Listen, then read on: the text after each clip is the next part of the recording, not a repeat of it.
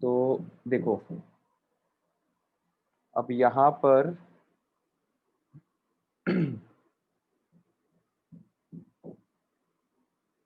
हाँ, तो पिछले क्लास में हमने ये देखा था कि आपको ये इलेक्ट्रोनेगेटिविटी की वैल्यूज कैसे याद करना है, राइट। अब हम आगे बढ़ते हैं। तो इसमें देखो ये जो आगे के पॉइंट्स है ये हम देख लेते हैं। Variation of electron negativity in a group कैसे होना चाहिए बताओ।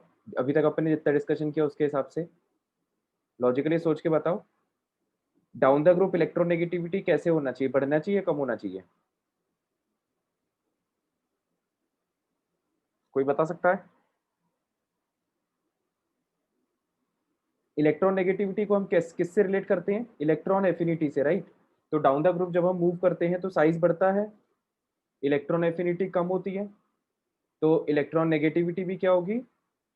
कम होगी, है ना। Therefore electron negativity decreases on moving down the group. सही बात है क्या? लॉजिकल है ना? कोई डाउट तो यस नहीं है सर। इसमें किसी को? इलेक्ट्रॉन नेगेटिविटी इलेक्ट्रॉन एफिनिटी एक टाइप की ही प्रॉपर्टी होती है ना, ये हमने पिछले क्लास में डिस्कस किया था।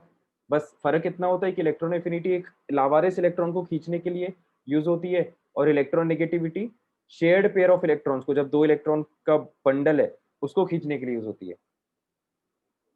यही डिस्कस किया था ना हमने। तो जैसा इलेक्ट्रॉन एफिनिटी का बिहेवियर होगा वैसे इलेक्ट्रॉन नेगेटिविटी का होगा, राइट। इसमें कोई डाउट तो नहीं किसी को? Variation of electron negativity in a group में ये तो याद रहेगा सबको। और पीरियड में बताओ। पीरियड में भी सेम बात, left to right electron affinity बढ़ती है ना, क्योंकि साइज छोटे होते जाता है तो इलेक्ट्रॉन एफिनिटी बढ़ती है, तो इलेक्ट्रॉन नेगेटिविटी भी बढ़ेगी। Electron negativity increases along a period. तो इसमें कोई डाउट तो नहीं है किसी को? टेबल 5 में बताओ भाई।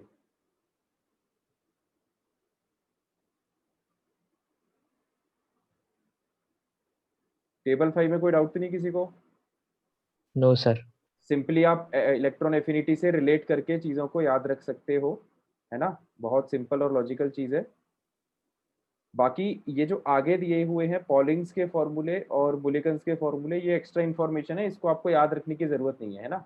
आपसे कभी न्यूमेरिकल नहीं कैलकुलेट करने के लिए आएगा कि इलेक्ट्रॉन नेगेटिविटी का डिफरेंस बताओ कैलकुलेट करके, है ना। ये जो दो मेथड हैं, पॉलिंग का स्केल और मुलिकन का स्केल, पॉलिंग और मुलिकन साइंटिस्ट्स के नाम थे, और इन्होंने क्या बताया था? इन्होंने इलेक्ट्रॉन नेगेटिविटी की वैल्यू आप कैसे मेजर कर सकते हो उसके लिए इन्होंने ये फॉर्मूले प्रपोज किए, है ना। तो इलेक्ट्रॉन नेगेटिविटी नहीं, सॉरी, इलेक्ट्रॉन नेगेटिविटी डिफरेंस, ठीक है। Not electron negativity, electron negativity difference, delta. तो डेल्टा हम कैसे कैलकुलेट कर सकते हैं वो मैथमेटिकली, वो इन साइंटिस्ट ने ये फॉर्मूले प्रपोज किए। तो ये पॉलिंग का है और ये इस तरह से ये मोलिकन का है ना। तो ये फॉर्मूले आपको ध्यान में नहीं रखना, कभी आपको एग्जाम में डायरेक्टली ये मतलब वैल्यूज न्यूमेरिकल नहीं पूछा जाएगा, है ना। आपको जनरली क्वेश्चंस में ये पूछा जाता है कि दो एटम आपको दिए या चार एटम दिए हैं तो arrange them in the order of increasing electron negativity या decreasing electron negativity, right. Clear हुआ ना ये बात सबको? Yes sir. तो इलेक्ट्रॉन नेगेटिविटी में इतना ही था जो हमने अभी डिस्कस किया, ठीक है। दो बातें मेन आपको याद रखना है कि इलेक्ट्रॉन नेगेटिविटी क्या होता है। शेयर्ड पेयर ऑफ इलेक्ट्रॉन्स, है ना, मतलब जब केमिकल बॉन्ड बनता है तो बॉन्ड में जो इलेक्ट्रॉन पेयर रहता है ना, शेयर्ड इलेक्ट्रॉन जो रहते हैं उसको खींचने की टेंडेंसी, उसको अट्रैक्ट करने की टेंडेंसी, राइट। ये होता है इलेक्ट्रॉन नेगेटिविटी। और ये जो वैल्यूज हैं ये हमको कुछ कुछ एटम्स के इलेक्ट्रॉन नेगेटिविटी की वैल्यूज हमें याद रखना है, ठीक है। इसको याद रखने का तरीका मैंने पिछले क्लास में बताया था। अब देखो, तो एप्लीकेशन क्या है इलेक्ट्रॉन नेगेटिविटी की, हमने जो वैल्यूज याद रखी उससे हमें क्या फायदा होता है। तो देखो, हमें पता ये चलता है कि जैसे मान लो कि आप आयोडीन और क्लोरीन का कोई कंपाउंड बना रहे हो। लास्ट क्लास में मैंने आपको बताया था कि जब आप दो एटम्स से मिला के कंपाउंड बनाते हो तो ऑफ कोर्स एक बनेगा कैटायन और दूसरा बनेगा एनायन, लॉजिकल है। तो कौन कैटायन बनेगा और कौन एनायन बनेगा ये उसके इलेक्ट्रॉन नेगेटिविटी वैल्यूज पे डिपेंड करता है। जिसकी इलेक्ट्रॉन नेगेटिविटी ज्यादा वो एनायन बनता है ना, क्योंकि वो अपने इलेक्ट्रॉन को खींच लेता है तो उस पर नेगेटिव चार्ज आता है, तो वो एनायन बनता है। और जिसकी इलेक्ट्रोनेगेटिविटी कम होती है वो बनता है कैटायन। तो जैसे मान लो आप आईसीएल का मान लो आपको कंपाउंड बनाना है और आपको ये चेक करना है कि इसमें कैटायन और एनायन कौन है। तो भाई कैसे हम चेक करेंगे, ये आपने आई और सीएल का मिला के आपको कंपाउंड बनाना है। तो आप चेक करोगे कि भाई इलेक्ट्रॉन नेगेटिविटी किसकी ज्यादा है ना। तो आयोडीन और क्लोरीन को आप देखोगे तो आयोडीन और क्लोरीन एक ही ग्रुप में आते हैं, right. Chlorine chlorine bromine iodine, है ना। तो अपना ये रहा आयोडीन और ये रहा क्लोरीन। अब आयोडीन और क्लोरीन में किसकी इलेक्ट्रोनेगेटिविटी ज्यादा होगी। तो हमको पता है कि भाई ऊपर से नीचे साइज बढ़ता है तो इलेक्ट्रॉन नेगेटिविटी कम होती है, क्योंकि इलेक्ट्रॉन एफिनिटी भी कम होती है ना। इसका मतलब आयोडीन की इलेक्ट्रॉन नेगेटिविटी, ध्यान से सुनना, आयोडीन की इलेक्ट्रॉन नेगेटिविटी कम होगी और क्लोरीन की ज्यादा होगी, है ना। इसका मतलब क्लोरीन क्या बनेगा, एनायन, और आयोडीन क्या बनेगा, कैटायन, जब आप इन दोनों को कंबाइन करोगे तो आईसीएल कैसे कंबाइन होता है, आयोडीन और क्लोरीन इस तरह से जुड़ जाते हैं जिसमें आयोडीन पे होता है पॉजिटिव चार्ज और क्लोरीन पे होता है नेगेटिव चार्ज। क्या ये बात सबको समझ में आ रही है ना, सिंपल है ना, कर सकते हैं। तो इससे देखो नॉमेनक्लेचर पे कैसे फर्क पड़ता है। तो हमेशा आइड जो है आईडीई, जैसे क्लोराइड फ्लोराइड ब्रोमाइड आयोडाइड, है ना, ये एनायन में लगाया जाता है। जो आईडीई सफिक्स होता है वो एनायन में लगाया जाता है, एनायनिक पोर्शन में, नेगेटिव वाले पोर्शन में। तो जैसे क्लोरीन यहाँ पर नेगेटिव एंटिटी है तो इसलिए यहाँ पर क्लोरीन के पीछे आईडीई लगा दिया तो ये बन गया क्लोराइड, है ना। आयोडीन क्योंकि नेगेटिव एंटिटी नहीं है तो आयोडीन के पीछे हम आईडीई नहीं लगाएंगे, हम नॉर्मल इसे आयोडीन रहने देंगे। तो आई प्लस सी एल माइनस से जो कंपाउंड बनेगा आईसीएल उसको हम क्या बोलेंगे, आयोडीन क्लोराइड। इसी तरह से क्लोरीन फ्लोराइड ब्रोमीन क्लोराइड, ये सारे एग्जांपल्स आप नीचे तक देख सकते हो। समझ में आया। Yes sir. इसमें कोई डाउट तो नहीं है ना किसी को। तो ये देखो जैसे कोई एटम हमेशा कैटायन बने हमेशा एनायन बने ऐसा जरूरी नहीं है। जैसे यहाँ पर क्लोरीन कैटायन है और यहाँ पर क्लोरीन एनायन है ना। तो वो एटम, उस एटम के सामने कौन सा एटम आ रहा है, उस एटम से उसकी इलेक्ट्रोनेगेटिविटी कम है कि ज्यादा, इस बात पे डिपेंड करता है कि वो एटम जो है वो कैटायन बनेगा कि एनायन बनेगा। I hope this point is clear to everyone. Sir जैसे एनायन में आईडी लगता है वैसे कैटायन में कैटायन में नहीं लगेगा, है ना। मतलब वो नॉमेनक्लेचर है, कैटायन को हम ऐसे ही नॉर्मल लिखते हैं। जैसे हम सोडियम क्लोराइड भी लिखते हैं ना तो उसमें सोडियम नॉर्मली भी हम उसको सोडियम बोलते हैं, जब वो कैटायन है तब भी हम उसको सोडियम ही बोलते हैं। समझ रहे हो। ये आईडीई एक्चुअली लगता ही इसलिए ताकि जब अपन आईडीई लगाएं किसी नाम के पीछे तो अपन को ये समझ में आ जाए कि वो वाला जो पार्ट है वो नेगेटिव है मॉलिक्यूल में, ठीक है। ये यहाँ पे लैंग्वेज के फॉर्म में लिखा भी हुआ है, name of more electronegative element is written at the end and I D E is suffixed to it. मतलब आईडीई जो है वो सफिक्स की तरह पीछे उसके लगा दिया जाता है। क्लियर है, कोई डाउट तो नहीं है इस पार्ट में। तो ये तो इलेक्ट्रोनेगेटिविटी का पहला एप्लीकेशन हो गया, है ना। अब दूसरा एप्लीकेशन देखो, सेकेंड एप्लीकेशन। तो सेकेंड एप्लीकेशन क्या कहता है, effect on bond length, bond की लेंथ पे इफेक्ट। तो जब इलेक्ट्रोनेगेटिविटी डिफरेंस जो है वो बढ़ता है ना, तो जो बॉन्ड लेंथ है वो कम होती है। इसका क्या रीजन है, क्या कोई मेरे को लॉजिकली बता सकता है सोच के कि ऐसा क्यों हो रहा होगा।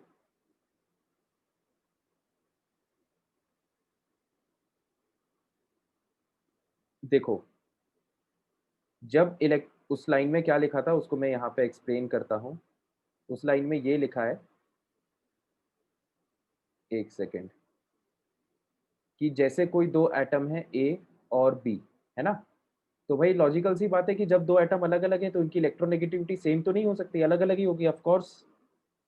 तो जब इन दोनों में इलेक्ट्रोनेगेटिविटी डिफरेंस बढ़ेगा, है ना, difference in electron negativity is inversely proportional to bond की length, है ना। तो क्या होता है कि जब इन दोनों में इलेक्ट्रॉन नेगेटिविटी डिफरेंस बढ़ता है तो बॉन्ड लेंथ जो है वो कम होने लगती है। इसका रीजन क्या है कि भाई ध्यान से देखना, जैसे हम इसको थोड़ा सा जूम करके कंसीडर करते हैं, है ना, हम इसमें कोई एग्जांपल ले लेते हैं, जैसे मान लो हमने कोई कंपाउंड लिया NaCl, है ना। अब NaCl में बहुत ज्यादा इलेक्ट्रोनेगेटिविटी डिफरेंस है, ठीक है। कैसे पता अपन को कि NaCl में बहुत ज्यादा इलेक्ट्रोनेगेटिविटी डिफरेंस है? Na आता है फर्स्ट ग्रुप में, सही कह रहा हूं क्या? सोडियम आता है पीरियोडिक टेबल के फर्स्ट ग्रुप में, क्लोरीन कहाँ पे आता है बताओ?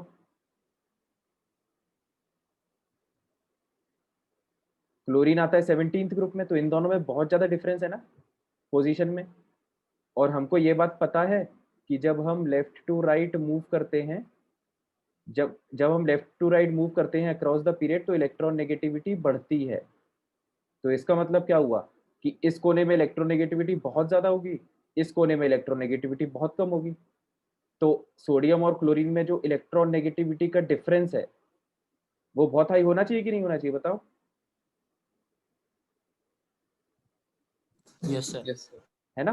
तो इलेक्ट्रोनेगेटिविटी डिफरेंस इन दोनों में बहुत हाई है। तो देखो अब उससे क्या होता है कि अब ध्यान से देखना, अब तो मजा आएगा गेम में।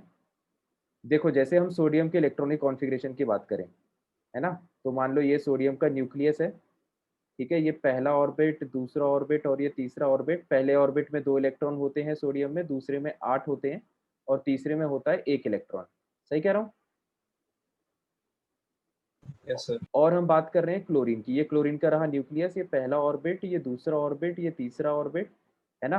पहले में रहते हैं 2, दूसरे में 8 और लास्ट वाले में 7 इलेक्ट्रॉन होते हैं, ठीक है। अब हमको इन दोनों में बॉन्ड बनाना है ना, हमको कंपाउंड क्या बनाना है? NaCl। तो जब आप NaCl कंपाउंड की बात कर रहे हो तो इसका मतलब Na और Cl एक साथ रहेंगे, है ना। Na और Cl एक साथ रहेंगे मतलब इन दोनों में बॉन्ड बनेगा। तो अब देखो बॉन्ड कैसे बनता है। ये ये जो टॉपिक अभी अपन डिस्कस कर रहे हैं ये हम दोबारा केमिकल बॉन्डिंग चैप्टर में डिस्कस करेंगे, ठीक है। ये सेम पॉइंट दोबारा वहां पे रिपीट होगा। तो अभी मेन हम यहाँ पे इलेक्ट्रोनेगेटिविटी का डिफरेंस का रोल समझ रहे हैं ना। तो अब होता क्या है, हमें हमें ये बात पढ़ी है हमने कि ये जो एक इलेक्ट्रॉन है सोडियम का, ये किसके पास चले जाता है निकल के? क्लोरीन के पास, है ना। ये वाला जो इलेक्ट्रॉन है यहाँ से निकल के यहाँ पे पहुंच जाता है, ठीक है।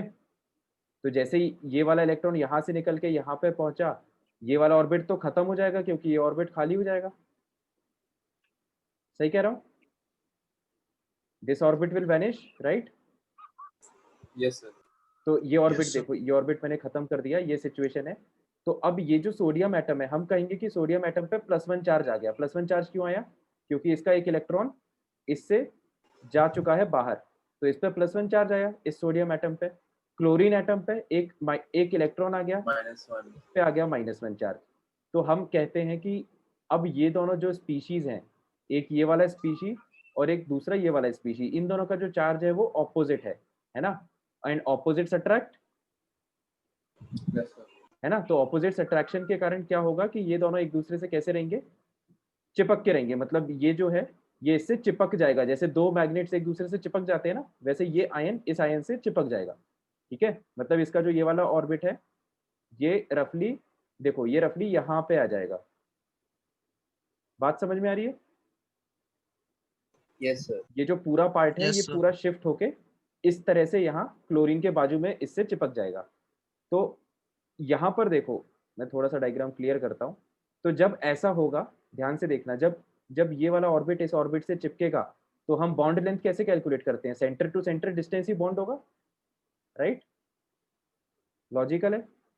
ये सेंटर, इस एटम का सेंटर और इस एटम का सेंटर, इसको आप ज्वाइन करो तो यही तो बॉन्ड लेंथ होगी ना NaCl की, यस सर।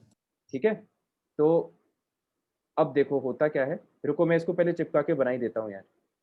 तो थोड़ा और अच्छे से तुम्हें समझ में आएगा। सर ये वही आयोनिक रेडियस है ना? हाँ, ये आयोनिक बॉन्ड है ये। तो इससे जो रेडियस हम कैलकुलेट करेंगे वो आयोनिक रेडियस होगी। तो फाइनल सिचुएशन ये होगी, ये सोडियम का ऑर्बिट है ना, ये सोडियम का दूसरा ऑर्बिट, ये पहला ऑर्बिट, और ये सोडियम का न्यूक्लियस। ठीक है, इसमें 2 इलेक्ट्रॉन हैं और इसमें है सोडियम के 8 इलेक्ट्रॉन, और ये इससे ऐसे चिपका हुआ है। तो अब आप इसका सेंटर और इसका सेंटर, ये वाला जो सेंटर है और ये वाला जो सेंटर है, सेंटर टू सेंटर डिस्टेंस, वही तो बॉन्ड की लेंथ होगी, है ना, तो इसको बॉन्ड लेंथ बोला जाता है। अब देखो अपन ने कैसे एक्सप्लेन कर रहे हैं हम, कि इसकी जो इलेक्ट्रोनेगेटिविटी है क्लोरीन की, वो सोडियम से इतनी ज्यादा थी कि इसने इसका इलेक्ट्रॉन खींच ही लिया अपनी तरफ, है ना, शेयरिंग वेयरिंग की बात ही नहीं हुई यहाँ पे। क्लोरीन इतना ज्यादा पावरफुल था सोडियम से कि इसने इसका जो एक इलेक्ट्रॉन है वो अपनी तरफ खींच लिया, अपने एरिया में ले लिया। यहाँ पे शेयरिंग वेयरिंग की कोई नहीं बात हो रही। ऑन द कॉन्ट्ररी, जैसे हम बात करें, मान लो कि जैसे एक हाइपोथेटिकल सिचुएशन हम कंसीडर करते हैं, है ना, कि सोडियम अगर अपना एक इलेक्ट्रॉन इसके साथ शेयर कर रहा होता तब क्या होता। ये हाइपोथेटिकल सिचुएशन है, ऐसा रियलिटी में होता नहीं है। देखो मैं दोबारा स्ट्रक्चर बनाता हूँ, एकदम ध्यान से देखना, तुम्हें सब क्लियर हो जाएगा। ये क्लोरीन का वही न्यूक्लियस है, ये पहला ऑर्बिट, ये दूसरा ऑर्बिट, और ये तीसरा ऑर्बिट, एग्जैक्टली जैसा हमने नीचे बनाया है, 2, 8 और ये 7 इलेक्ट्रॉन, है ना। अब हम बात कर रहे हैं सोडियम की। सोडियम का एटम, ये पहला ऑर्बिट, ये दूसरा ऑर्बिट, ये तीसरा ऑर्बिट, है ना, 2 इलेक्ट्रॉन, 7 इलेक्ट्रॉन, और ये इसका एक इलेक्ट्रॉन, है ना, ये इसका एक इलेक्ट्रॉन, और मान लो कि इसका, ये इसका, इसके 7 इलेक्ट्रॉन, है ना। तो अब देखो कोवेलेंट बॉन्ड में क्या होता है, कोवेलेंट बॉन्ड में इलेक्ट्रॉन्स की शेयरिंग होती है, सही कह रहा हूं, बोलो हाँ कि ना। Yes sir. कोवेलेंट बॉन्ड में यस इलेक्ट्रॉन्स की सर। शेयरिंग होती है। तो Yes, ये sir. मैं अपन ने पिछले क्लास में भी देखा था कि कोवेलेंट बॉन्ड में क्या होता है, जो आउटर मोस्ट ऑर्बिट्स है वो ओवरलैप करते हैं एक दूसरे से, Yes, sir. है ना। तो अब यस जैसे सर। एक हाइपोथेटिकल सिचुएशन हम ये कंसीडर कर रहे हैं कि मान लो कि अगर सोडियम ने अपना बाहर वाला इलेक्ट्रॉन क्लोरीन को दिया नहीं होता, उसकी बजाय ये दोनों कुछ इलेक्ट्रॉन्स को, एक सेकेंड सर, वो 7 नहीं 8 होगा, 8 मतलब, सर वो सोडियम में Sir, 281 sodium होगा। left हाँ to हाँ हाँ, 8. उसको मैं सही कर देता हूँ, वो जल्दबाजी में मैंने गलत लिख दिया। देखो, तो अब यहाँ पे देखो आप लोग, है ना, तो अगर हम मान लेते हैं कि हाइपोथेटिकली अगर ये इलेक्ट्रॉन शेयर नहीं होता, सॉरी, अगर ये इलेक्ट्रॉन क्लोरीन ने पूरा अपनी तरफ नहीं खींच लिया होता, अगर ये शेयर्ड होता, तो शेयर्ड केस में क्या होता है, आउटर मोस्ट ऑर्बिट तो एज इट इज रहता है ना। यहाँ पे देखो, यहाँ पे दिक्कत क्या हो रही थी कि जैसे ही एक इलेक्ट्रॉन इसने लिया, सोडियम का आउटर मोस्ट ऑर्बिट ही गायब हो गया,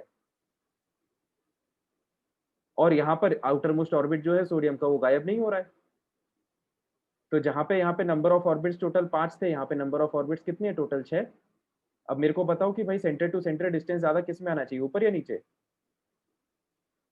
ऊपर। ऊपर ज्यादा आना चाहिए ना। Yes, sir. तो आप इस वाली बॉन्ड लेंथ की बात करोगे और इस वाली बॉन्ड लेंथ की बात करोगे, तो ऑफ कोर्स ये वाली जो बॉन्ड लेंथ है ये ज्यादा आएगी, है ना। ज़्यादा. तो कोवेलेंट बॉन्ड में और आयोनिक बॉन्ड में यही फर्क होता है कि कोवेलेंट बॉन्ड जो है उसमें बॉन्ड लेंथ हमेशा ज्यादा आती है, और आयोनिक बॉन्ड में हमेशा बॉन्ड लेंथ कम आती है। उसका रीजन ये है कि आयोनिक बॉन्ड में ऑर्बिट्स खत्म हो जाते हैं, ठीक है। तो आयोनिक बॉन्ड कब बनता है, तभी बनता है जब इलेक्ट्रॉन नेगेटिविटी डिफरेंस बहुत ज्यादा हो, क्योंकि जब इलेक्ट्रॉन नेगेटिविटी डिफरेंस दो एटम में बहुत ज्यादा होगा, तभी एक एटम दूसरे एटम का इलेक्ट्रॉन पूरी तरह से अपने एरिया में खींच पाएगा। बात समझ में आ रही है। तो जब इलेक्ट्रोनेगेटिव डिफरेंस बहुत ज्यादा होगा तो बॉन्ड लेंथ कम हो जाएगी। अब जैसे इलेक्ट्रोनेगेटिविटी डिफरेंस अगर बहुत ज्यादा नहीं है, तो फिर बनता है कोवेलेंट बॉन्ड, ठीक है। फॉर एग्जाम्पल के लिए देखो, जैसे HCl, हाइड्रोजन क्लोराइड, अब इसमें बनेगा कोवेलेंट बॉन्ड। कोवेलेंट बॉन्ड क्यों बनेगा, क्योंकि इलेक्ट्रोनेगेटिविटी में बहुत ज्यादा डिफरेंस नहीं है ना। ये भी एक नॉन मेटल है क्लोरीन, और हाइड्रोजन भी नॉन मेटल है। यहाँ पर तो ये ऐसा था कि क्लोरीन नॉन मेटल था और सोडियम मेटल था, तो सोडियम की तो मेटल की तो टेंडेंसी होती है इलेक्ट्रॉन को लूज करने की, नॉन मेटल की होती है गेन करने की, तो ये लूज कर देता है, ये गेन कर देता है।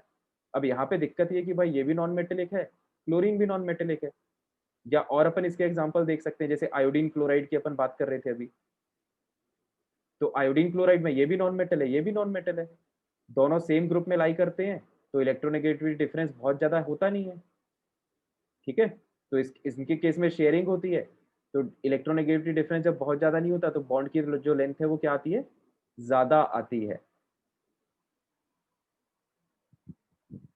क्या आपको Yes. लॉजिकल ये बात समझ में आई? Yes. तो इसका मतलब क्या हुआ कि जब हम केमिकल बॉन्डिंग चैप्टर पढ़ेंगे तो उसमें हम ये देखेंगे कि जो आयोनिक बॉन्ड है, जितने भी आयोनिक कंपाउंड्स आपने सुने हैं, MgCl2, कैल्शियम क्लोराइड वगैरह, ये सब जनरली किन किन के बीच में बनते हैं, पीरियोडिक टेबल के दो एक्सट्रीम एंड्स के बीच में बनते हैं ना। जो मेटल होगा वो जनरली फर्स्ट ग्रुप या सेकेंड ग्रुप का होगा, और जो नॉन मेटल होगा वो जनरली या तो 17th ग्रुप का या 16th ग्रुप का होगा। ठीक है, इस इन्हीं केस में ज्यादातर आयोनिक कंपाउंड्स बनते हैं, है ना। आप इस इलाके का एक मेटल लो, इस इलाके का एक नॉन मेटल लो, दोनों को जोड़ दो, जो कंपाउंड होगा वो आयोनिक बॉन्ड बनाएगा। ठीक है, कोवेलेंट सर बॉन्ड के लिए, हाँ एक सेकंड में सर बात अपनी खत्म कर लूँ। कोवेलेंट बॉन्ड के लिए इलेक्ट्रोनेगेटिविटी डिफरेंस बहुत ज्यादा नहीं होना चाहिए, तो इसलिए जितने भी कंपाउंड्स है, जैसे मान लो कार्बन डाइऑक्साइड गैस है ना, कार्बन डाइऑक्साइड गैस, तो कार्बन डाइऑक्साइड गैस एक आयोनिक कंपाउंड नहीं है, ये एक कोवेलेंट कंपाउंड है। ये इसका स्ट्रक्चर होता है जो हम केमिकल बॉन्डिंग चैप्टर में सीखेंगे। तो यहाँ पर भी देखो, कार्बन और ऑक्सीजन में बहुत ज्यादा इलेक्ट्रोनेगेटिविटी का डिफरेंस नहीं है ना, क्योंकि कार्बन जो है वो 14th ग्रुप में आता है। कार्बन कहाँ पे आता है, 14th ग्रुप में आता है कार्बन, और ऑक्सीजन आता है 16th ग्रुप में, बहुत ज्यादा डिफरेंस नहीं है। तो इसलिए ये कैसे कंपाउंड बनाते हैं, ये कोवेलेंट कंपाउंड बनाते हैं। हाँ आयुष, मैं तुम्हारे क्वेश्चन का आंसर देता हूँ, इससे पहले इतना समझ में आ गया क्या जितना अपन ने भी डिस्कशन किया?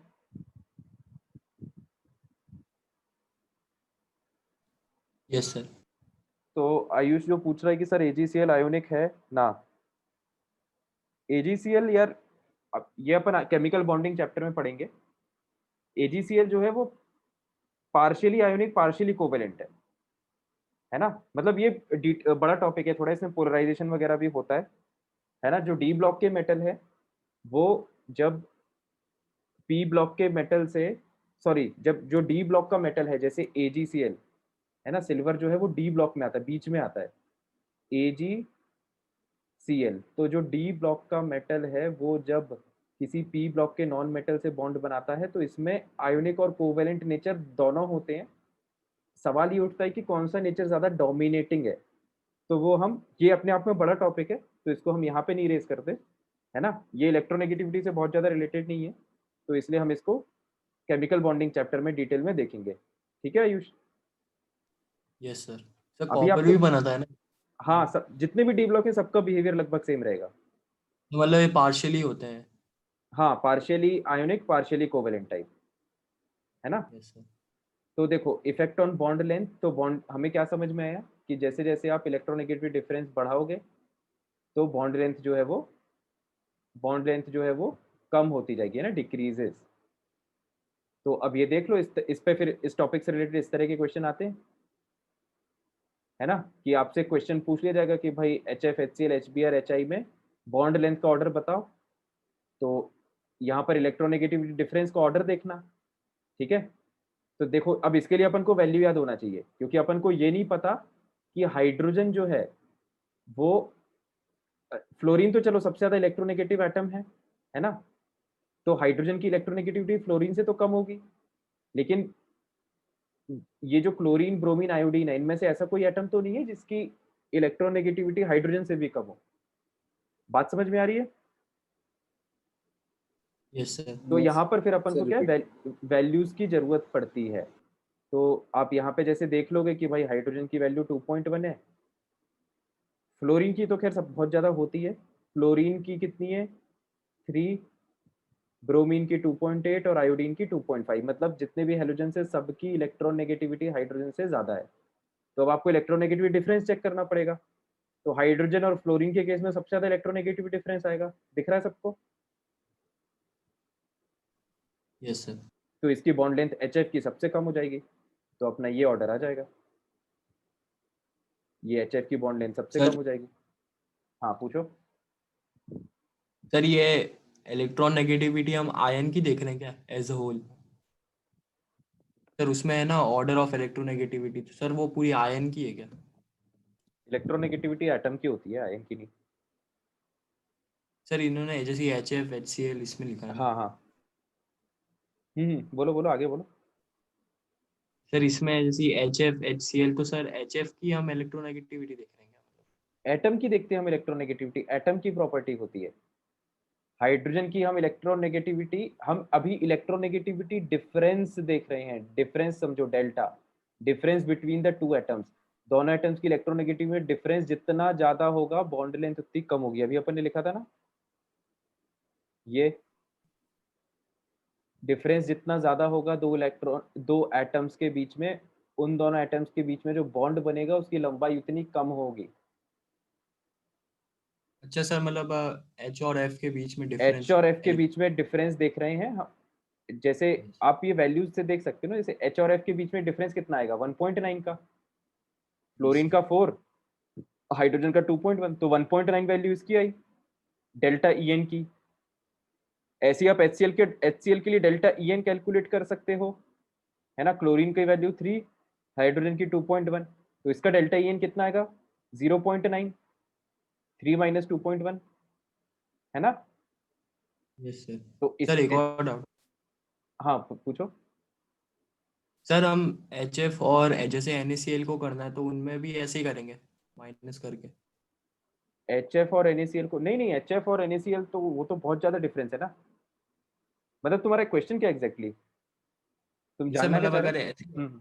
ऑर्डर लिखने का आया तो हम अगर HF और NaCl को कंपेयर करेंगे तो फिर भी ऐसे ही करेंगे, माइनस करके, ऐसे ही बताया आपने। उसमें तो आप सीधे सीधे बोल सकते हो कि जो NaCl है वो, उसका बॉन्ड लेंथ कम आएगी क्योंकि NaCl बहुत ज्यादा आयोनिक है ना।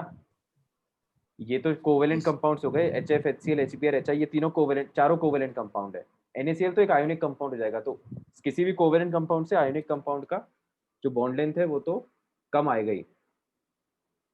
यस ठीक सर। है। बाकी आपको इस तरह से रैंडम कंपैरिजंस नहीं आएंगे, है ना, जैसे HF और NaCl, तो इस तरह का कंपैरिजन नहीं आएगा। आपको कोई ना कोई एक एटम कॉमन रहेगा आपके क्वेश्चन में। जैसे यहाँ पे क्या हाइड्रोजन एटम कॉमन है ना, और जो एनायन है उसको वेरी कर रहे हैं। बात समझ में आ रही है? Yes sir. हाँ, तो आपसे मतलब सिंपल क्वेश्चंस पूछे जाएंगे, ऐसे रैंडम क्वेश्चंस नहीं पूछे जाएंगे कि एक कंपाउंड एक कोने का ले लिया और दूसरा कंपाउंड दूसरे कोने का ले लिया, ऐसे क्वेश्चन नहीं पूछे जाएंगे, है ना। ठीक है, क्लियर हुआ ये एप्लीकेशन ऑफ इलेक्ट्रोनेगेटिविटी?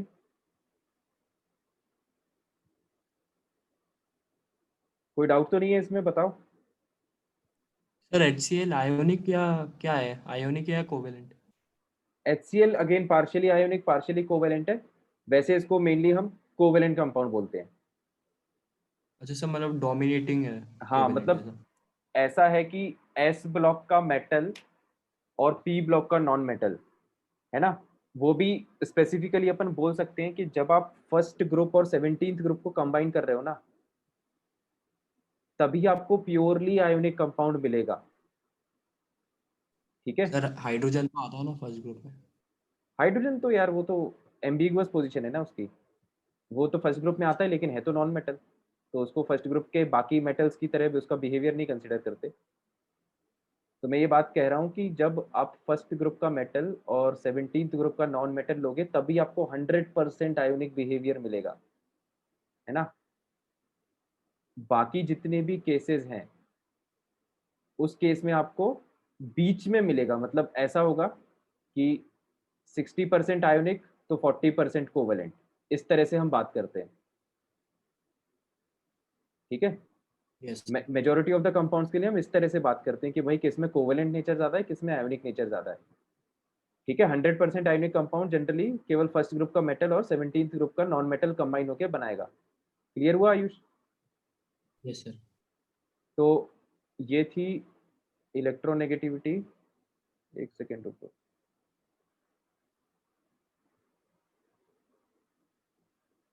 फिर ये जो टेबल है ना, ये जो पैटर्न है ये इंपॉर्टेंट है, ये आपको याद होना चाहिए, ये इस चैप्टर की समरी है, इस तरह से आप याद रख सकते हो, है ना। इसको हम एक बार रिवाइज कर लेते तो पूरा चैप्टर में समराइज हो जाएगा। ठीक है। फिर तो खत्म हो गया? हाँ चैप्टर खत्म हो गया, इतना ही था, है ना। मेटेलिक कैरेक्टर, मेटल का मतलब क्या होता है, टेंडेंसी टू लूज इलेक्ट्रॉन, सही बात है। तो यस जो सर। जो जितनी आसानी से अपना इलेक्ट्रॉन छोड़ दे वो उतना अच्छा मेटल, है ना। यस। तो जैसे आप ऊपर से नीचे जाते हो साइज बढ़ता है, ऊपर से नीचे जाने पे साइज बढ़ता है ना। तो न्यूक्लियस का फोर्स बाहर वाले इलेक्ट्रॉन पे कम होता है, तो बाहर यस वाले सर। ऑर्बिट को इलेक्ट्रॉन लूज करने में आसानी होती है। Yes sir. तो मेटेलिक कैरेक्टर नीचे की तरफ ज्यादा होगा, है ना। हम ये बात कह सकते हैं ना कि metallic character is directly proportional to size. इसमें कोई डाउट तो नहीं है किसी को, सोच लो आराम से फिर बता देना कि मेटेलिक कैरेक्टर ऊपर से नीचे बढ़ता है, ठीक है। तो इसलिए ये जो एरो है ये डाउनवर्ड दिया गया है ना। ये क्या कह रहा है कि मेटेलिक कैरेक्टर कहाँ पे इंक्रीज होगा, ऊपर से नीचे जाने पे इंक्रीज होगा। तो जब मेटेलिक कैरेक्टर ऊपर से नीचे इंक्रीज हो रहा है तो नॉन मेटेलिक कैरेक्टर कहाँ पे इंक्रीज होगा, नीचे से ऊपर, हाँ राइट। सर, उल्टा हो जाए। उल्टा हो जाएगा, एग्जैक्टली है ना। और देखो ये तो चलो डाउन द ग्रुप की बात हुई मेटेलिक कैरेक्टर की। अक्रॉस द पीरियड, तो across the period left to right क्या होता है, साइज कम होते जाता है। तो मेटेलिक कैरेक्टर क्या होना चाहिए, कम होना चाहिए, हाँ, कम होना चाहिए। है ना। तो ये देखो इसलिए जो मेटेलिक कैरेक्टर का एरो है वो उल्टा बनाया गया है ना। इस एरो का क्या मतलब है कि metallic character right to left increase होगा, है ना। मतलब लेफ्ट टू राइट क्या होगा, डिक्रीज होगा। सही कह रहा हूं क्या। Yes sir. और नॉन मेटेलिक कैरेक्टर का उल्टा हो जाएगा एरो। तो मेटेलिक नॉन मेटेलिक कैरेक्टर समझ में आ गया क्या।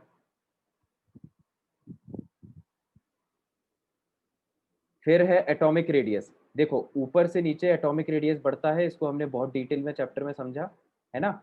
और atomic radius left to right कम होता है, इसलिए यहाँ पे एरो उल्टा बनाया गया है ना। लेफ्ट टू राइट कम होता है मतलब राइट टू लेफ्ट बढ़ेगा, ठीक है। इसके जो टेक्निकल रीजंस हैं, जो लॉजिक्स हैं, वो हमने चैप्टर में देखे हैं। और जितनी भी प्रॉपर्टीज हैं उसके आगे, इलेक्ट्रॉन गेन एंथैल्पी की आप बात करो, आप आयोनाइजेशन एंथैल्पी की बात करो, आप इलेक्ट्रोनेगेटिविटी की बात करो, ये सब फिर हम एटॉमिक रेडियस से रिलेट करके याद रखते हैं, है ना। शॉर्ट में अपन रिवाइज कर लेते हैं। देखो आयोनाइजेशन एंथैल्पी का क्या मतलब होता है कि किसी एटम का बाहर वाला इलेक्ट्रॉन निकालने के लिए कितनी एनर्जी हमें देना पड़ेगा। तो एटम जितना छोटा होगा उतनी ज्यादा एनर्जी हमें देनी पड़ेगी इसका उसका इलेक्ट्रॉन निकालने के लिए। इसका मतलब ionisation enthalpy is inversely proportional to atomic radius. सही कह रहा हूं। Yes sir. तो जहां एटॉमिक रेडियस का जैसा एरो होगा आयोनाइजेशन एंथैल्पी का उसका उल्टा एरो हो जाएगा। तो ये देखो atomic radius right to left, ionization enthalpy left to right, है ना। Atomic radius top to bottom, तो ionization enthalpy bottom to top. दिख रही है सबको, दिख रहा है,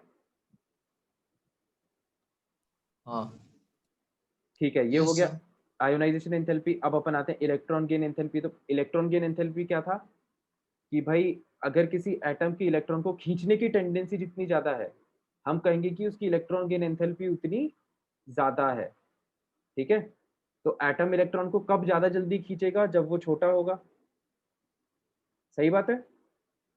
इसका भी लॉजिक अपन ने डिस्कस किया था चैप्टर में, सबको याद आ रहा है ना। ये एटम जितना छोटा होगा उतनी आसानी होगी उसको इलेक्ट्रॉन को खींचने में, वो उतना जल्दी इलेक्ट्रॉन खींच लेगा। Yes sir. तो इसका मतलब क्या हुआ कि एटॉमिक रेडियस जितना कम होगा, साइज जितना छोटा होगा, इलेक्ट्रॉन गेन एंथैल्पी उतनी ज्यादा होगी। मतलब फिर से उल्टा ऑर्डर एटॉमिक रेडियस का और इलेक्ट्रॉन गेन एंथैल्पी का। Atomic radius right to left, electron gain enthalpy left to right. Atomic radius top to bottom, electron gain enthalpy bottom to top. इसमें कोई डाउट तो नहीं है किसी को। सर ये मैग्नीट्यूड की बात कर रहे हैं। हाँ बिल्कुल, सही बात कही तुमने। ऑफ कोर्स ये मैग्नीट्यूड की बात कर रहे हैं ना, क्योंकि इसके सामने एक नेगेटिव साइन रहता है ना। तो हम नेगेटिव साइन को थोड़ी देर के लिए हटा के सिर्फ जो वैल्यू है उसकी बात कर रहे हैं, क्योंकि अगर आप माइनस साइन कंसीडर करने लगोगे तो एरो का साइन चेंज हो जाएगा, राइट। Yes sir. तो बस अब लास्ट फैक्टर क्या पढ़ा था अपन ने, इलेक्ट्रॉन नेगेटिविटी, जो कि हमने देखा था कि जो इलेक्ट्रॉन गेन एंथैल्पी या इलेक्ट्रॉन एफिनिटी से रिलेटेड होता है। इलेक्ट्रॉन गेन एंथैल्पी और इलेक्ट्रॉन एफिनिटी तो एक ही चीज है, बस साइन का फर्क है।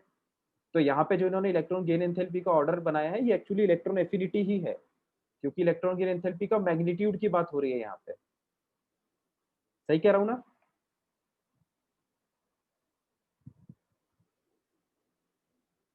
बोलो हाँ कि ना। Yes sir. तो बस अब इलेक्ट्रॉन एफिनिटी और इलेक्ट्रॉन नेगेटिविटी का भी अपन को पता है कि डायरेक्टली रिलेटेड होते हैं दोनों। जैसे जैसे इलेक्ट्रॉन गेन एंथैल्पी या इलेक्ट्रॉन एफिनिटी बढ़ेगी वैसे ही इलेक्ट्रॉन नेगेटिविटी बढ़ेगी। तो देखो एरो का डायरेक्शन सेम है, यहाँ पर भी देख लो और यहाँ पर भी देख लो, है ना। ये देखो electron gain enthalpy bottom to top, electron negativity bottom to top. Clear हो गया ये चार्ट सबको? Yes sir. Yes sir. अब इनमें कहीं कहीं पे एक्सेप्शंस sir. तो आते ही हैं ऑफ कोर्स, तो जहां जहां पर एक्सेप्शंस आएंगे वहां पर हमको केयरफुल होना पड़ेगा, क्योंकि हमने सबसे पहले वही लिखा है जब हमने नोट्स लिखे थे कि सबसे पहले हम एक्सेप्शंस पे ही ध्यान देंगे, नॉर्मल ऑर्डर पे नहीं, राइट। तो यहाँ पर ये अपना चैप्टर समाप्त होता है। अब हम इसकी शीट डिस्कस कर लेते हैं पहले, है ना। फिर हम गैसियस स्टेट चैप्टर जो अपना बीच में छूटा हुआ था उसको चालू करेंगे। नेक्स्ट क्लास है अभी से? मतलब अगर इसमें टाइम निकल गया डिस्कशन में ही तो नहीं करेंगे, अगर डिस्कशन में टाइम नहीं निकला तो फिर अपन अभी गैसियस स्टेट आज ही चालू कर देंगे, है ना। तो एक सेकेंड रुको, शीट में प्रोजेक्ट करता हूँ पहले। हाँ ये तो है। हाँ भाई इसमें बताओ जिस जिसने भी किए डाउट क्या है किसमें। पार्ट 2 में ही है पार्ट 2 में, पार्ट 1 में तो नहीं है। A B, sir. A B की है बस। ए बी किया है ना अभी, ठीक है। हाँ सर पार्ट 2 A3 में A3। A3, Yes, sir, A3। choose the correct order of atomic radii of fluorine and neon in options given below। तो हाँ इसमें डाउट क्या है, क्या नाम है आयुष? सर वही हाँ नियॉन हाँ, की साइज बड़ी एटॉमिक रेडियस। नियॉन की नियॉन का साइज बड़ा है तो उसमें दिक्कत है कुछ? मतलब उसमें तुम्हें क्या दिक्कत है, तुम ये तो बताओ। नहीं सर, ये बड़ी क्यों होगी मुझे समझ नहीं आया। क्योंकि हमने ये लिखा होगा ना कि नोबल गैसेस के लिए कौन सा रेडियस कंसीडर करते हैं, वॉन्डरवॉल्स रेडियस, है ना। क्योंकि नोबल गैसेस तो एक ही टाइप का रेडियस बनाते हैं, वॉन्डरवॉल्स रेडियस, और वॉन्डरवॉल्स रेडियस की वैल्यू सबसे ज्यादा होती है। तो अक्रॉस द पीरियड साइज कम होता है, ये बात सही है, लेकिन जो नोबल गैसेस हैं उनका साइज सबसे बड़ा होता है उनके पीरियड में एक्सेप्शनली। ठीक है, उसका रीजन क्या है कि नोबल गैसेस के लिए हम वॉन्डरवॉल्स रेडियस की बात करते हैं जो सबसे बड़ा होता है। क्या ये बात याद है Yes। आयुष?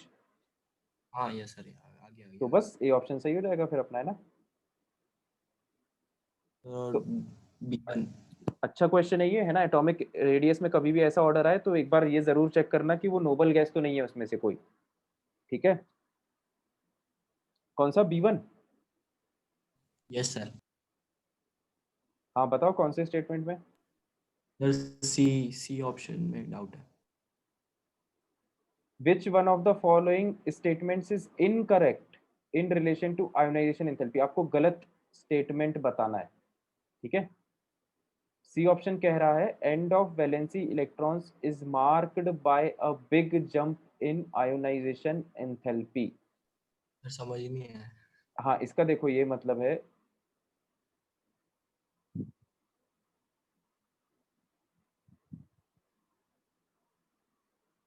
एक second,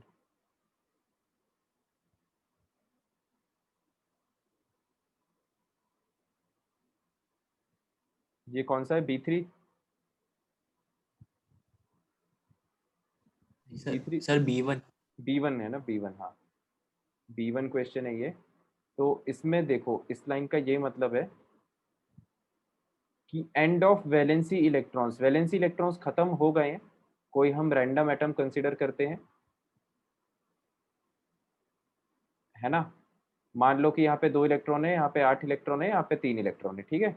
end of valency electrons is marked by a big jump in ionisation enthalpy. इस लाइन का ये मतलब है कि देखो, जब आप इससे पहला इलेक्ट्रॉन हटाओगे तो इसमें बचेंगे 2 इलेक्ट्रॉन, है ना। तो जब आप पहला इलेक्ट्रॉन हटाओगे तो आपकी आयोनाइजेशन एनर्जी 1 की कुछ वैल्यू होगी। अपन ने मान लिया कि वो वैल्यू है लगभग, एक हाइपोथेटिकल वैल्यू मान लेते हैं अपन वो 300, ठीक है। फिर आप yes, sir. Second ionization enthalpy की जब बात करोगे तो इसका मतलब आप एक और इलेक्ट्रॉन को हटा रहे हो, तो इसमें एक इलेक्ट्रॉन बचेगा फाइनली, और अब जो वैल्यू है वो थोड़ी सी बढ़ जाएगी, बढ़ना चाहिए ना हाँ सर, लॉजिकली। तो वो वैल्यू हो yes, sir. जाएगी, मान लिया अपन ने थोड़ी सी बढ़ गई, वो मान लो हो गई 310। फिर से आप एक और इलेक्ट्रॉन हटा रहे हो, है ना। तो फिर से थर्ड आयोनाइजेशन एनर्जी जो है वो फिर से थोड़ी सी बढ़ जाएगी, कितनी हो जाएगी, मान लिया कि वो अपन ने हो गई 320, है ना। अब देखो ये ऑर्बिट हो गया खत्म। अब अगर आपको चौथा इलेक्ट्रॉन हटाना है, तो चौथा इलेक्ट्रॉन आप किस में से हटा रहे हो, कि जब एटम का कॉन्फ़िगरेशन कैसा है, स्टेबल। बताओ है क्या। सर पर वो तो वैलेंस इलेक्ट्रॉन्स का पूछ रहा है ना, एंड ऑफ वैलेंस इलेक्ट्रॉन। हाँ तो वैलेंसी इलेक्ट्रॉन्स खत्म हो गए ना, वैलेंसी ऑर्बिट खत्म तो हो गया अपना। जी सर, मतलब उसके बाद उसका हाँ तो वही एक तो बार। ये कह रहा है कि जब वैलेंसी इलेक्ट्रॉन्स खत्म हो जाते हैं तो that is marked by a big jump in ionisation enthalpy. अब जब आप इलेक्ट्रॉन निकालोगे ना, तो इलेक्ट्रॉन निकालना अब बहुत मुश्किल है, क्योंकि एटम जो है वो स्टेबल है, जो हाँ ऑर्बिट है वो सर, स्टेबल है। तो अब जो वैल्यू आएगी ना वो बहुत ज्यादा वैल्यू आएगी। अब इस 8 इलेक्ट्रॉन में से किसी एक इलेक्ट्रॉन को निकालना है तो आपको मान लो 1000 के आसपास एनर्जी देना पड़ेगा, ठीक है। तो आप यस जैसे सर। जैसे ये क्वेश्चन स्टेटमेंट ये कह रहा है कि आपको तो खैर ये, चलो आपको नहीं पता कि भाई एटम के अंदर कितने इलेक्ट्रॉन्स है ना। मान लो आपको नहीं पता, आप तो बस आंखें बंद करके एक एक इलेक्ट्रॉन बाहर निकालते जा रहे हो। तो जब आप पहला इलेक्ट्रॉन निकालोगे तो आपको मेहनत लगेगी, दूसरा निकालोगे थोड़ी और मेहनत लगेगी, तीसरा इलेक्ट्रॉन निकालोगे और मेहनत लगेगी, और चौथा निकालोगे तो एकदम पसीने ही छूट जाएंगे, है ना। तो जैसे ही आपको लगा कि आपके पसीने छूट गए, मतलब आप समझ जाना कि वैलेंस इलेक्ट्रॉन्स जो है वो खत्म हो गए हैं, और आप अंदर वाले ऑर्बिट से इलेक्ट्रॉन को निकाल रहे हो। तो ये तो वही बात हो गई ना, कि वैलेंसी इलेक्ट्रॉन्स जैसे ही खत्म होते हैं वो अपन को कैसे पता चलता है, by a big jump in ionisation enthalpy. Sir अगर हाइड्रोजन कंसीडर किया तो? हाइड्रोजन के केस में नहीं होगा, ऑफकोर्स वो जनरल बात कर रहा है हाँ ना। सर, फिर तो तो समझ में आ गया ना आयुष ये स्टेटमेंट। सर एक बार डी ऑप्शन भी बोल बता दीजिए। हाँ डी ऑप्शन भी देख लो। Removal of electron from orbitals bearing lower n value is easier than from orbitals having higher n value. Orbital के n की वैल्यू की बात कर रहा है। n की वैल्यू मतलब वही होता है ना ऑर्बिट का नंबर। हाँ अच्छा तो भैया, हाँ जिसके सर फिर आ ऑर्बिट गया। का नंबर कम है वो न्यूक्लियस के पास होगा, तो उससे इलेक्ट्रॉन निकालना दिक्कत वाली बात गलत स्टेटमेंट है। है ना। तो ये स्टेटमेंट गलत है, इसलिए ये स्टेटमेंट सही है। मतलब ये स्टेटमेंट गलत है इसलिए आंसर सही है, समझ रहे हो। सर ये वही होगा ना, इसमें S greater than P greater than D, उससे एक्सप्लेन करेंगे। एस ग्रेटर देन पी, नहीं नहीं, एन की वैल्यू की बात कर रहा है ये, ऑर्बिटल हैविंग एन। एन की वैल्यू मतलब ऑर्बिट का नंबर पूछ रहा है वो, प्रिंसिपल क्वांटम नंबर जिसे कहते हैं ना। N is equal to 1 first orbit, N is equal to 2 second orbit. अच्छा हाँ, यस सर। तो जब इसने ऑर्बिट ही चेंज कर दिया तो फिर हम ऑर्बिट में कंपैरिजन करेंगे, है ना। फिर हम ऑर्बिटल पे फोकस नहीं करेंगे। ऑर्बिटल वर्ड इसने कंफ्यूज करने के लिए दिया है, जो फोकस करना है वो ऑर्बिट पे करना है। अंदर वाले ऑर्बिट से आप इलेक्ट्रॉन निकालोगे तो ज्यादा मेहनत लगेगी, बाहर वाले इलेक्ट्रॉन से आप ऑर्बिट निकालोगे तो, सॉरी इलेक्ट्रॉन निकालोगे तो कम मेहनत लगेगी। क्लियर है। Yes sir. और बताओ। सर और तो नहीं है। और नहीं है तो फिर हम गैसीय स्टेट चालू करते हैं, है ना। सर मैंने लास्ट लेक्चर ही देखा था, ग्राम्स लॉ वाला। ग्राहम से लॉ वाला नहीं देखा था, यस सर। तो उसको देख लेना यार, मतलब और क्या कह सकते हैं हम, है ना। सर उसी से रिलेट फिर आगे का कॉन्सेप्ट। उससे रिलेटेड ग्राहम लॉ तो खत्म हो गया था यार, खत्म हो गया था पिछले क्लास में। नहीं, अभी जो अपन कॉन्सेप्ट पढ़ रहे हैं उससे रिलेटेड नहीं है ना। हाँ सर फिर उससे वो एक्सक्लूसिव है, तुम वीडियो देख लो, तुम क्लास के बाद वो ग्राहम्स लॉ वाला लेक्चर देख लेना, है ना। Yes sir. तो मैं एक बार आपको ब्रीफ में रिवाइज करवा देता हूँ कि गैसियस स्टेट में हमने देखा क्या क्या है, बहुत शॉर्ट में, ठीक है, कि कुछ लोग हो सकता है भूल भाल गए हों। तो देखो मैं मेन मेन चीजें रिवाइज करा देता हूँ, है ना। ये तो चलो बैरोमीटर वगैरह देखा था हमने। गैसियस स्टेट की कॉपी निकाल लेना आप लोग। पेलोड टॉपिक उतना इंपॉर्टेंट नहीं था, ये सब जितने भी हैं, Charles law, Gay Lussac's law, Avogadro's hypothesis, ये सब खत्म कहाँ पे होते हैं finally? PV is equal to NRT पे, राइट। आइडियल गैस इक्वेशन पे ये खत्म होते हैं PV is equal to NRT पे, ठीक है। तो इसको आइडियल गैस इक्वेशन कहा जाता है। और फिर हमने Dalton's law of partial pressure की बात की थी कि जब आप बहुत सारी गैसेस को एक कंटेनर में मिक्स कर देते हो तो फिर हम पार्शियल प्रेशर की बात करने लगते हैं ना, क्योंकि जो टोटल प्रेशर है उसमें हर गैस का कंट्रीब्यूशन होगा, है ना। हर गैस अपना अपना पार्ट प्ले करेगी, तो इसलिए इसको partial pressure of that gas बोला जाता है। तो जैसे आपको पहली गैस का पार्शियल प्रेशर निकालना है तो वही PV is equal to NRT लगाते हैं अपन तो हर जगह। तो जब पहली गैस का पार्शियल प्रेशर निकालोगे तो पहली गैस के मोल्स कितने लिए हैं, टेम्परेचर क्या है पूरे कंटेनर का, और पूरे कंटेनर की वॉल्यूम क्या है, ठीक है। सिमिलरली P2, सिमिलरली P3, सबको जोड़ दोगे टोटल प्रेशर आ गया। फिर एक अपन ये एक इंपॉर्टेंट रिलेशन देखा था कि जो पार्शियल प्रेशर है वो mole fraction of that gas into total pressure. ये फॉर्मूला इंपॉर्टेंट है ना, कई जगह पे इसके क्वेश्चंस आते हैं। फिर हमने मिक्सिंग ऑफ गैसेस, जो कि काफी अच्छा टॉपिक है, इसके हमने काफी सारे क्वेश्चंस देखे थे, ठीक है। फिर एनालिसिस ऑफ गैसियस मिक्सचर, है ना, गैसियस मिक्सचर को एनालाइज करना। गैसियस मिक्सचर मतलब गैसेस का मिक्सचर। तो ऐसे केस में हम वेपर डेंसिटी कैलकुलेट करते हैं, है ना। वेपर डेंसिटी क्या होता है? वेपर डेंसिटी एक रिलेटिव डेंसिटी वाला टर्म था, ठीक है, जो कि हमने पूरा समझा था। रिलेटिव डेंसिटी मतलब density of gas upon density of hydrogen, है ना। जिसको हम जो है हमने फाइनली इस फॉर्मूले से याद रखा था। Molecular mass of gas is equal to 2 into vapour density, ठीक है। फिर हमने ये बात की थी कि अगर गैसियस का मिक्सचर है तो फिर तो आपको एवरेज मॉलिक्यूलर मास कैलकुलेट करना पड़ेगा, क्योंकि मॉलिक्यूलर मास तो आप बता नहीं सकते हो। मॉलिक्यूलर मास आप इसलिए नहीं बता सकते क्योंकि एक टाइप की गैस नहीं है ना। अलग अलग टाइप की गैस है तो हमको क्या लेना पड़ेगा? एवरेज। तो इसलिए एवरेज मॉलिक्यूलर मास, इसका फॉर्मूला हमने डिटेल में देखा था। एवरेज मॉलिक्यूलर मास क्या आता है? N1 M1 plus N2 M2 plus N3 M3 divided by N1 plus N2 plus N3। Short में हमने इसको कैसे याद रखा था? Sigma Ni Mi divided by sigma Ni। इससे आप उस गैसियस मिक्सचर का एवरेज मॉलिक्यूलर मास निकाल सकते हो, ठीक है। फिर हमने देखा था, देखो, ग्राहम्स लॉ ऑफ डिफ्यूजन। तो सबसे पहले उसमें हमने डिफ्यूजन की बात की थी कि डिफ्यूजन का मतलब क्या होता है कि आप जब अगरबत्ती जला के छोड़ देते हो रूम के कोने में तो उसके जो वेपर्स हैं वो फैलते हैं चारों तरफ। तो डिफ्यूजन का मतलब क्या है कि कोई भी चीज एक जगह पे इकट्ठी हो गई है तो वो दूसरी जगह पे फैलेगी ऑटोमेटिक, है ना। इस प्रोसेस को डिफ्यूजन कहते हैं, जो कि एक स्पॉन्टेनियस प्रोसेस है, मतलब ये प्रोसेस अपने आप होती है ना। This is a spontaneous process, diffusion. तो फिर इसके हमने बहुत सारे एग्जांपल्स देखे थे, जैसे ये एक विजुअल जो आपको सामने दिख रहा है ना। दो कंटेनर है, दोनों बंद थे, एक में ऑक्सीजन है, एक में नाइट्रोजन है। अब जब जब तक ये बंद है तब तक तो कोई किसी में मूव नहीं करेगा, लेकिन जैसे ही आपने ये इसको हटाया, इसको रिमूव किया, तो अब जो ऑक्सीजन है वो लेफ्ट टू राइट मूव करेगा और जो नाइट्रोजन है वो राइट टू लेफ्ट मूव करेगा। और वो इस तरह से मूव करेंगे कि जब तक उस गैस का प्रेशर दोनों वेसल में सेम नहीं हो जाता, है ना।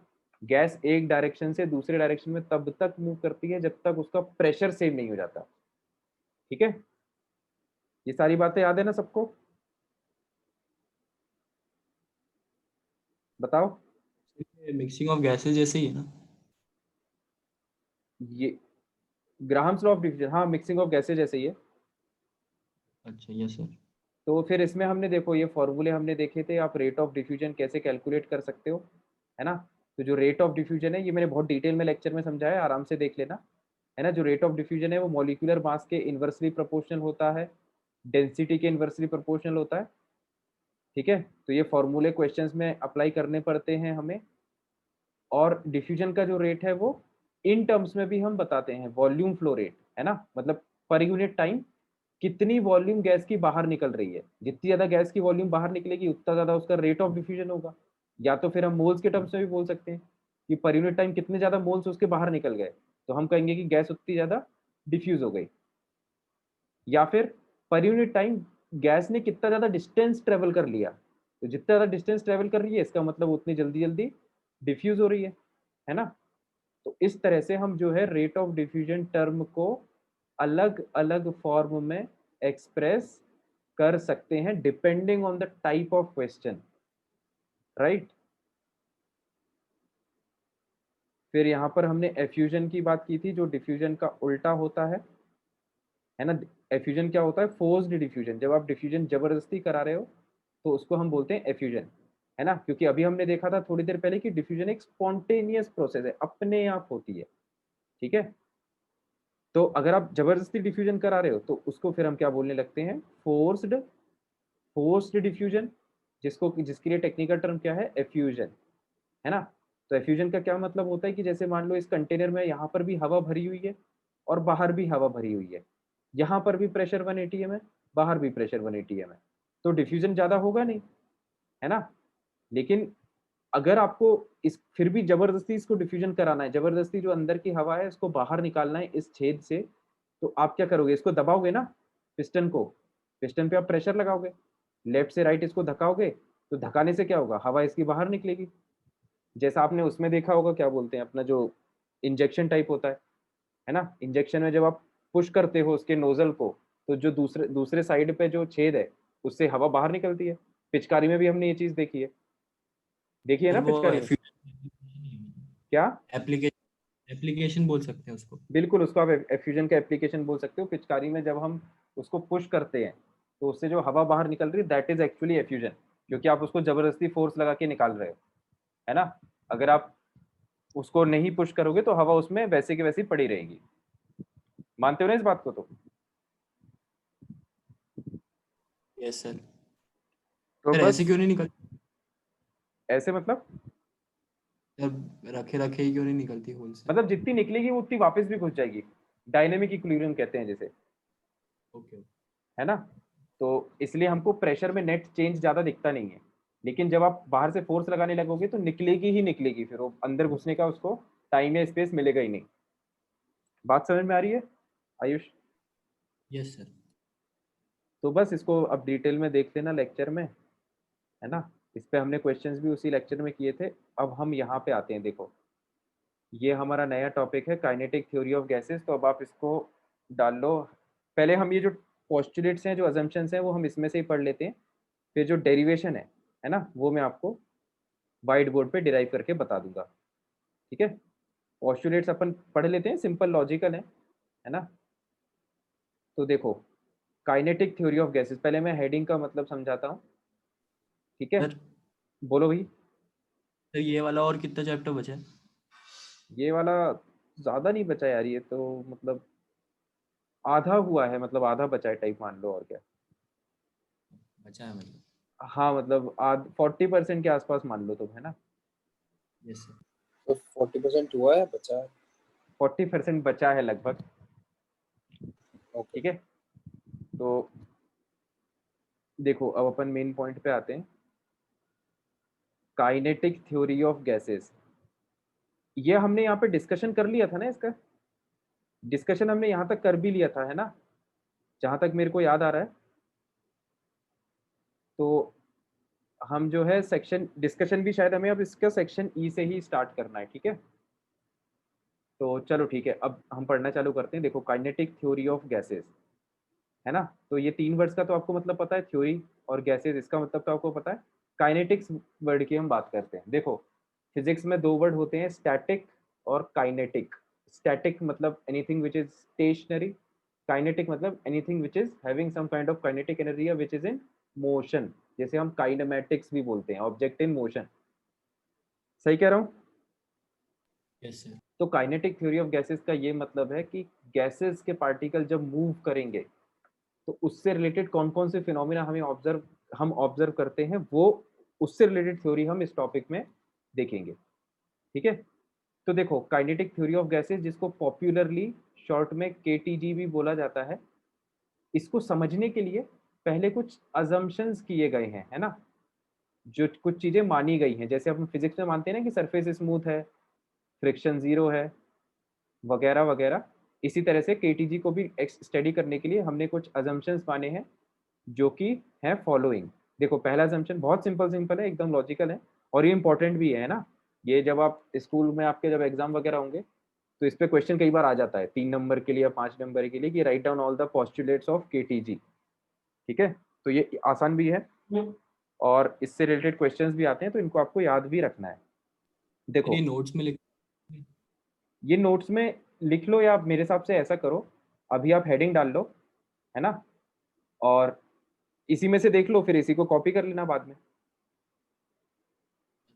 ठीक है, जी सर, मैं नोट्स में शॉर्ट में फटाफट पढ़ लेता हूँ, इसलिए अब पढ़ने की जरूरत नहीं है। हाँ तो लिखना चाहो तो लिख लो, मेरे को कोई दिक्कत नहीं है। मतलब मैं ये कह रहा हूँ कि सेम चीज़ ही है जो हम नोट्स में भी लिखने वाले हैं, तो आप लोग चाहो तो लिख लो, चाहो तो बाद में लिख लेना। अभी हेडिंग डाल के उतना स्पेस छोड़ दो, मतलब जैसे सही लगे वैसा कर लो, अपने हिसाब से देख लो, वो उतना बड़ा पॉइंट नहीं है ना। Yes. मेन पॉइंट है कि हमें सब समझ में आ जाए।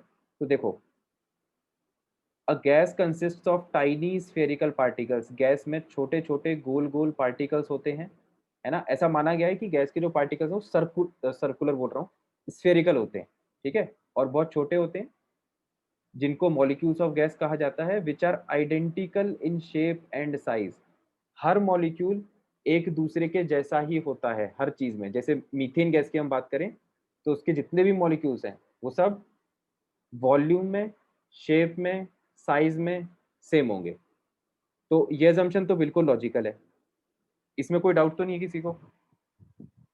और सर ठीक है, तो अब देखो अगला, the volume occupied by the molecules is negligible in comparison to the total volume of the gas. ये एक इंपॉर्टेंट assumption है।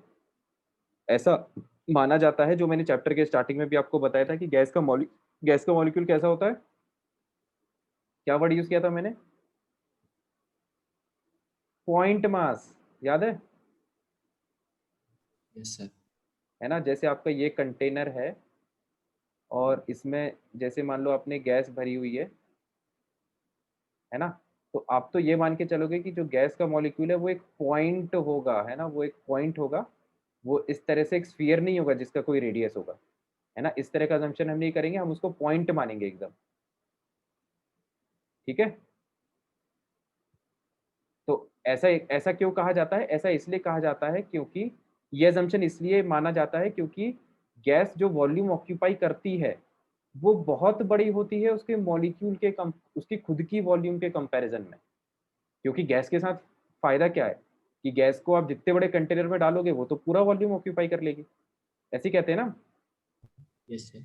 तो इसीलिए हम इसको फिर इस तरह से कहते हैं कि भाई गैस का जो गैस का वॉल्यूम है वो इतना बड़ा है कि उसके कंपैरिजन में जो गैस का मॉलिक्यूल है वो नेग्लिजिबल हो जाएगा, तो इसलिए आप उसको एक पॉइंट मान लो। बात समझ में आ गई क्या?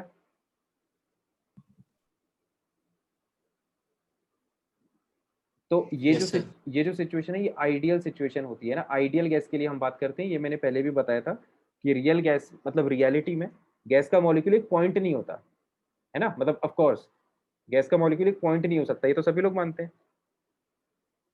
ठीक है, तो रियलिटी में जो है गैस के मॉलिक्यूल का वॉल्यूम होता है, और आइडियल गैस के लिए, है ना, मतलब सिंपल कैलकुलेशन के लिए जो गैस का मॉलिक्यूल है वो क्या कंसिडर किया जाता है, अप्रोक्सीमेटली जीरो। ये देखो यहाँ पे अप्रोक्सीमेट साइन है, दिख रहा है सबको? बोलो हाँ कि ना। हाँ सर। तो ये एक इंपॉर्टेंट पॉइंट है कि गैस का जो मॉलिक्यूल है उसका वॉल्यूम होगा आइडियल गैस का जो मॉलिक्यूल है उसका वॉल्यूम 0 होगा और रियल गैस के मॉलिक्यूल का वॉल्यूम 0 नहीं होगा। ठीक है, ये हम रियल गैसेस में पॉइंट दोबारा इसको रिवाइज करेंगे।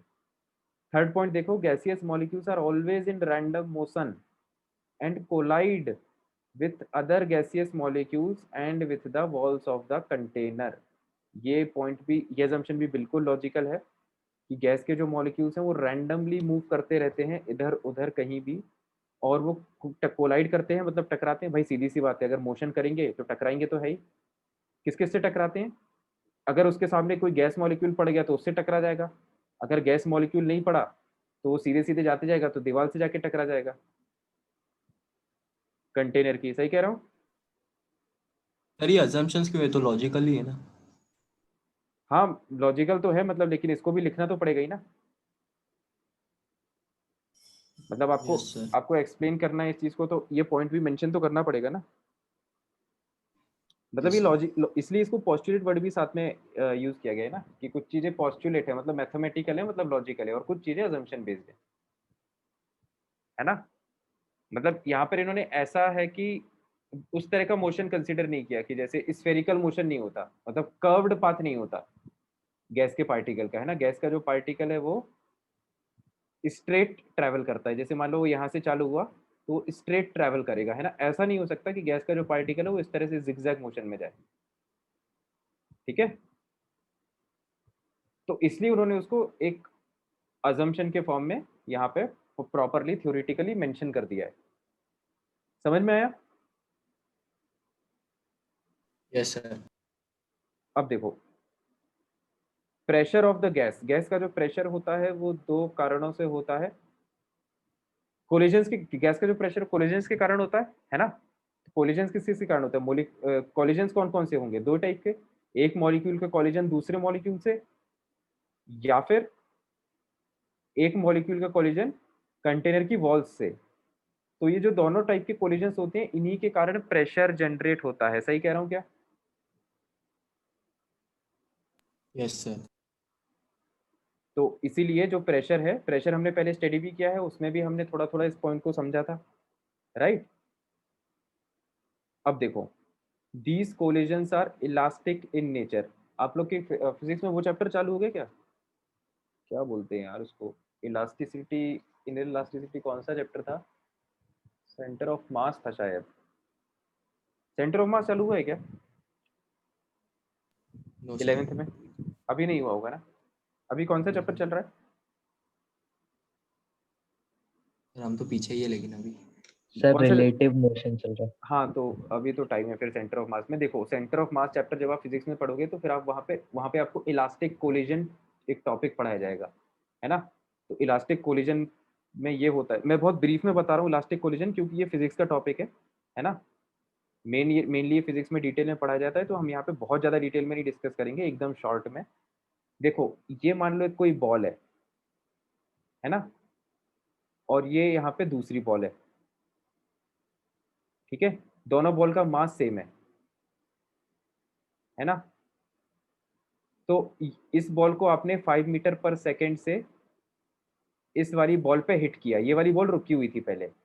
जैसे ही आपने इसको 5 मीटर पर सेकेंड पे हिट किया, अब हम एक हाइपोथेटिकल सिचुएशन कंसीडर करते हैं। ये पहली बॉल है, ये दूसरी बॉल है ना। तो फाइनल सिचुएशन में क्या होगा? फाइनल सिचुएशन में जैसे अगर एक बॉल रुक जाती है, मतलब पहली बॉल मान लो कि अगर वो रुक गई, तो दूसरी बॉल जो है वो 5 मीटर पर सेकेंड की स्पीड से मूव करने लगेगी। इस तरह के कोलिजन को इलास्टिक कोलिजन बोलते हैं, है ना। इलास्टिक कोलिजन का मतलब ये होता है कि एनर्जी कहीं भी वेस्ट नहीं हुई है, ठीक है। जितनी काइनेटिक एनर्जी टोटल पहले थी उतनी ही बाद में है ना। तो जब आपने, मतलब जितनी काइनेटिक एनर्जी ये वाली बॉल लेके आ रही थी, ये वाली बॉल तो रुकी हुई थी, ये इससे टकराई, तो अगर मान लो ये टकरा के ये वाली बॉल रुक गई, तो जो दूसरी बॉल है वो पहली वाली बॉल की काइनेटिक एनर्जी के बराबर एनर्जी कैरी करके आगे मूव कर जाएगी। तो ये जो सिनेरियो है ये इलास्टिक कोलिजन है ना। यहाँ पर कभी, यहाँ पर एनर्जी का लॉस नहीं होता है, काइनेटिक एनर्जी का। लेकिन रियलिटी में कोलिजन्स जो है वो इलास्टिक नहीं होते। रियलिटी में क्या होता है, ये सेम सिचुएशन है ना, मतलब एक सेकेंड, ये लेफ्ट साइड वाली सिचुएशन तो सेम है, और जो फाइनल सिचुएशन है वो आपको देखो ध्यान से देखना, इस तरह से दिख सकती है। माना कि आपकी जो पहली वाली बॉल है वो रुक गई, तो जो दूसरी बॉल है वो हो सकता है 4 मीटर पर सेकेंड से ही आगे बढ़े, या 4.5 मीटर पर सेकेंड से ही आगे बढ़े। इस तरह के कोलिजन को इन इलास्टिक कोलिजन बोला जाता है। ऐसे कोलिजन जहां पे आपकी जो काइनेटिक एनर्जी है वो कंजर्व नहीं हो पाई, है ना। अब वो जो काइनेटिक एनर्जी है वो कहीं भी लूज हो गई होगी। उसके पॉसिबल सही है। रीजंस होते हैं कि जैसे या तो वो साउंड के फॉर्म में, वो एनर्जी साउंड के फॉर्म में निकल गई होगी। ये बॉल जब इससे टकराई तो आवाज बहुत तेज आई, है ना, तो साउंड के फॉर्म में वो एनर्जी लिबरेट हो गई, साउंड एनर्जी के फॉर्म में।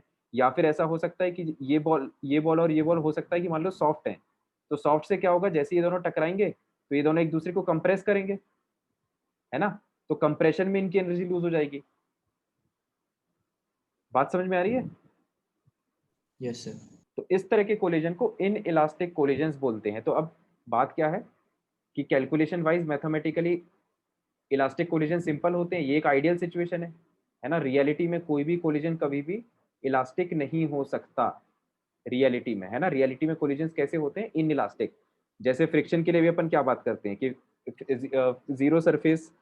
जीरो फ्रिक्शन वाला सरफेस एक आइडियल सिचुएशन है। रियलिटी में किसी भी सरफेस का फ्रिक्शन जीरो नहीं होता। सेम बात यहाँ पर है ना। तो इसकी बात आप डिटेल में समझोगे सेंटर ऑफ मास चैप्टर में, ठीक है। अब देखो अपन मेन मुद्दे पे आते हैं। हम जो अज्यूम करते हैं गैस के मॉलिक्यूल्स के लिए, क्योंकि गैस का मॉलिक्यूल भी एक स्फीयर है और कोलाइड करने की हम बात कर रहे हैं, तो जब हम कोलिजन्स की बात करते हैं तो हम ये अज्यूम करते हैं कि जो गैस का मॉलिक्यूल है उसका कोलिजन क्या है, इलास्टिक होता है नेचर में। समझ में है, इलास्टिक मतलब सिंपल सिचुएशन को हम कंसीडर कर रहे हैं, आइडियल सिचुएशन को हम कंसीडर कर रहे हैं। बात समझ में आई।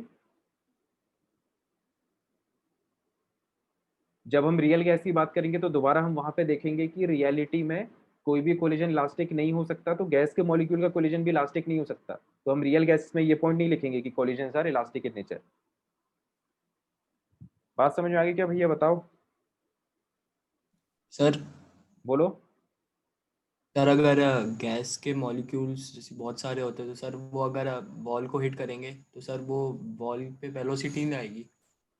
नहीं, वॉल पे कैसे वेलोसिटी आ जाएगी, पॉसिबल ही नहीं है ना वो तो।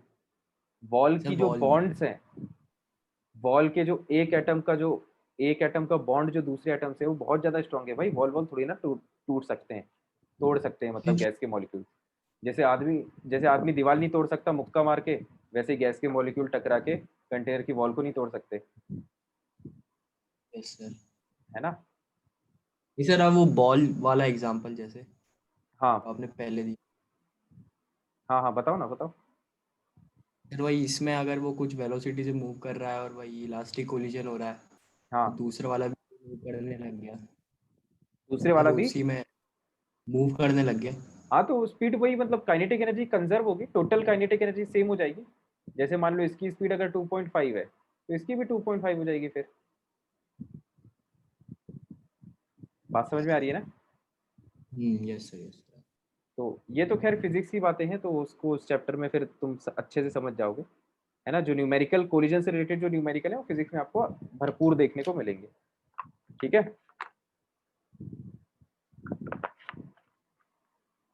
तो 5 मिनट बचा है, अपन ये सारे पॉइंट्स खत्म कर देते हैं। ये पॉइंट समझ में आ गया ना, याद रखोगे ना इसको, कि आइडियल गैस के जो कोलिजन है वो इलास्टिक होते हैं, क्योंकि हम आइडियल सिचुएशन की बात कर रहे हैं। रियलिटी में कोलिजन इलास्टिक नहीं होते, तो रियल गैसेज में कोलिजन इलास्टिक नहीं होंगे।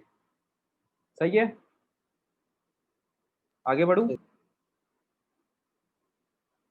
अब देखो, molecular attraction forces are negligible, है ना।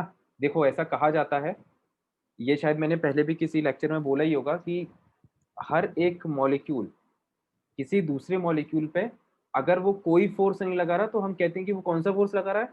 बताओ, किसको याद है। अरे क्या क्वेश्चन क्या है? एक मॉलिक्यूल मतलब दो सब्सटेंसेस एक दूसरे पे हमेशा डैश फोर्स तो लगाते ही हैं। डैश क्या, इलेक्ट्रोस्टैटिक नहीं, ग्रेविटी शायद। वॉन्डरवॉल्स फोर्स मॉलिक्यूलर लेवल पे। हाँ यस ये हमने पीरियोडिक टेबल चैप्टर में देखा था ना, वॉन्डरवॉल्स रेडियस, हम वॉन्डरवॉल्स रेडियस की बात क्यों करते हैं? ये एक ज़ीनॉन का एक एटम, ये ज़ीनॉन का दूसरा एटम, हम कहते हैं कि अगर ये दोनों एक दूसरे पे कोई फोर्स नहीं लगाएंगे तो एटलीस्ट वॉन्डरवॉल्स फोर्सेस तो लगाएंगे ही। वॉन्डरवॉल्स फोर्सेस सर वो किसी भी डिस्टेंस पे हो भले, किसी भी डिस्टेंस पे हो सकता है वो, है ना। तो इन्फिनिटी। जिस मोमेंट पे हम वॉन्डरवॉल्स फोर्स कंसीडर कर रहे हैं उसी मोमेंट पे हम वॉन्डरवॉल्स रेडियस कैलकुलेट कर लेंगे, वो चीज़ मोमेंटरी होगी। Yes sir. ठीक है, तो ये याद आ रहा है ना, ये लाइन अपन ने बताया था भाई, इसलिए तो वॉन्डरवॉल्स फोर्स सबसे वॉन्डरवॉल्स रेडियस इसीलिए तो सबसे बड़ा होता है, क्योंकि वॉन्डरवॉल फोर्सेस सबसे वीक होती है, क्योंकि ये तो किन्हीं भी दो स्पीशीज के बीच में लग जाती है, वीकेस्ट फोर्सेस। याद आ रहा है? Yes sir. तो इसका मतलब क्या हुआ, अब हम अपने मेन पॉइंट पे आते हैं। ग्रेविटी भी तो लगती है। ग्रेविटी इतने छोटे पार्टिकल्स में नहीं लगती, है ना, नेग्लिजिबल मास है, उस पर क्या ग्रेविटी लगाओगे। ठीक है, गैस के पार्टिकल इसलिए कंटेनर में इधर उधर घूम पा रहे हैं ना, क्योंकि उस पर ग्रेविटी नहीं लग रही, ग्रेविटी लग रही होती तो सब नीचे नहीं पड़े होते। बताओ। नहीं सर, आपस में दोनों के। आपस के दोनों में नेग्लिजिबल ग्रेविटी होगी, है ना। Yes sir. मासेस इतने कम है कि ग्रेविटेशनल फोर्सेस जो है वो इनकंसीडरेट हो जाते हैं इतने छोटे पार्टिकल्स के लिए। ठीक है, ओके सर। तो देखो अब हम इस पॉइंट को डिटेल में समझते हैं। Molecular attraction forces are negligible, है ना, तो ऐसा माना रियलिटी में मॉलिक्यूलर अट्रैक्शन फोर्सेस होते हैं जिनको वॉन्डरवॉल्स फोर्सेस कहा जाता है, लेकिन अभी अगेन अपन आइडियल गैस की बात कर रहे हैं तो हम सिंपल केसेस देख रहे हैं। मॉलिक्यूलर अट्रैक्शन फोर्सेस जो है वो नेग्लिजिबल कंसीडर किए जाते हैं। In fact for an ideal gas attractive और repulsive forces are equal to zero, मतलब किसी भी टाइप का जो फोर्स है वो अट्रैक्टिव भी हो सकता है, वो रिपल्सिव भी हो सकता है, वो सब होगा जीरो आइडियल गैस के लिए, रियलिटी में नहीं। फिर से क्या ये बात समझ में आ रही है सबको? Yes sir. अब देखो अगला पॉइंट, देखो न्यूटन्स लॉ ऑफ मोशन, शायद आप लोगों ने पढ़ा है, चैप्टर पढ़ लिया है ना, एनएलएम। अच्छा अभी रिलेटिव मोशन पे हो तो इसके बाद आएगा, है ना। नहीं नहीं सर, हाँ तो हमारे न्यूटन, बैच में। हाँ हाँ ठीक है। Newton's law of motion are applicable on the motion of gaseous molecules, है ना। न्यूटन्स के जो लॉ हैं वो हम इन पार्टिकल्स पे लगाते हैं। न्यूटन्स लॉ तो अपन हर जगह लगाते हैं, ठीक है, आइडियल आइडियल सिचुएशन में भी लगाते हैं, रियल सिचुएशन में भी, तो अपन यहाँ पे भी लगाएंगे। Effect of gravity is negligible, ये देखो ग्रेविटी का जो इफेक्ट है वो नेग्लिजिबल होता है, होना भी चाहिए, है ना, क्योंकि मॉलिक्यूल का मास बहुत कम होता है, पॉइंट मास मानते हैं हम। उसके बाद the average kinetic energy of gaseous molecule is proportional to temperature.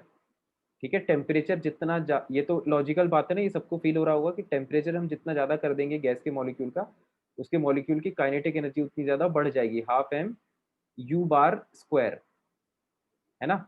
अब यहाँ पे ये यू बार स्क्वायर क्या है, ये मीन है, मीन मीन लिया है, मीन स्क्वायर स्पीड इसे बोलते हैं, है ना। बार इज फॉर एवरेज, है ना। एवरेज की बात यहाँ पे क्यों की जा रही है, क्योंकि जरूरी नहीं है कि हर मॉलिक्यूल की स्पीड कंटेनर के अंदर सेम हो, तो इसलिए हम एवरेज स्पीड की बात कर रहे हैं।